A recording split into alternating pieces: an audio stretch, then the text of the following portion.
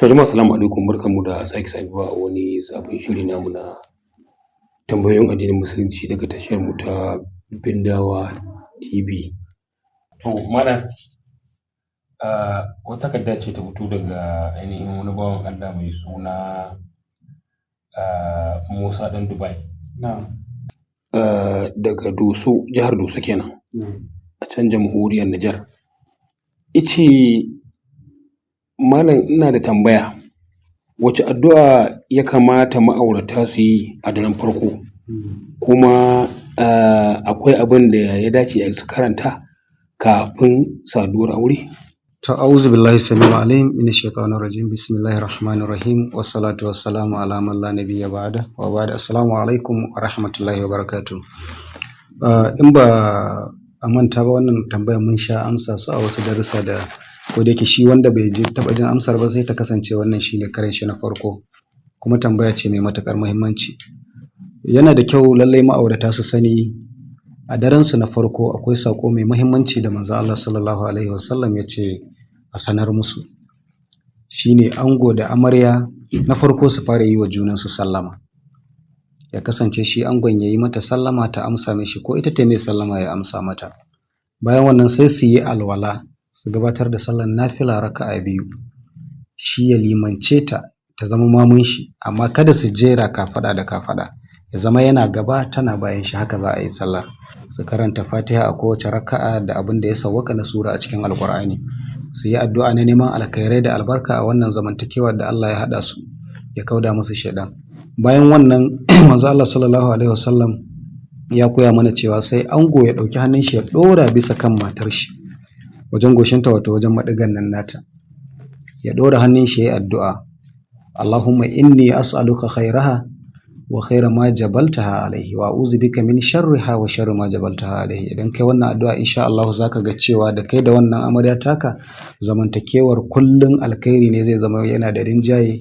Ba za ku rika yawan samun irin saɓanin nan da ake yawan samu tsakanin mata da miji ba. Sannan tambayar shi ta biyu, akwai addu'ar da ya kamata a yi idan za a kusanci juna. Ƙwarai kuwa, ba ma amarya da ango kaɗai a daren farko ba, wannan abu ne da ake so ya rika maimaituwa a duk lokacin da ma'aurata za su kusanci junansu a yi mu'amala ta aure. Akwai addu'a da ya kamata a rika karantawa bayan an ɗan gabatar da wasanni da sauransu, ba kawai a faɗa ma juna ba.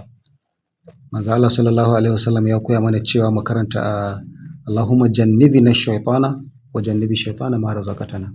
Ma'ana ku nemi tsari daga shaiɗan a wannan kusantar juna da za a yi. Allah ya nesanta shaiɗan daga gare ku, kuma ya nesanta shaiɗan daga abin da zai azurta ku da shi. In Allah ya hukunta a wannan kwanciya kaga an samu rabo, to sai kaga ɗan ya zama, bai zama fanɗararre ba, ya tashi insha Allah bisa yanda ake son shi, akan hanya mai kakkiya.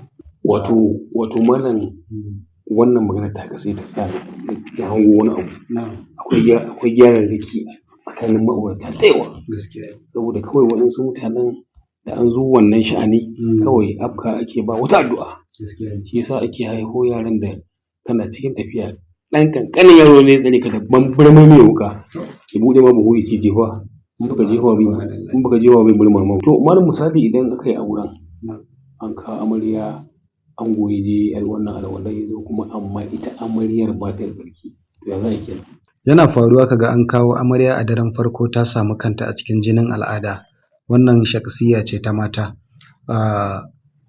Idan mace tana jinin al'ada, akwai daga cikin abubuwan da aka hana ta. Kaga daga cikin abin da aka hana ta akwai ita sallai, akwai ɗaukar alkur'ani, zaman masallaci, dawafi da sauransu. To idan ya kasance tana wannan al'ada, sai shi ya yi sallar, ya faɗa mata wasu azkar wanda za ta rika furta da bakinta, wanda ba a haramta ta faɗa ba, ko da ba ta da tsarki. Idan ya yi sallar, aka yi nafila, aka sallame, ya ɗora hannun shi a bisa kanta, ya yi wannan addu'a. Amma magana kusantar juna a wannan dare, kaga babu ita, kasancewar ba ta da tsarki.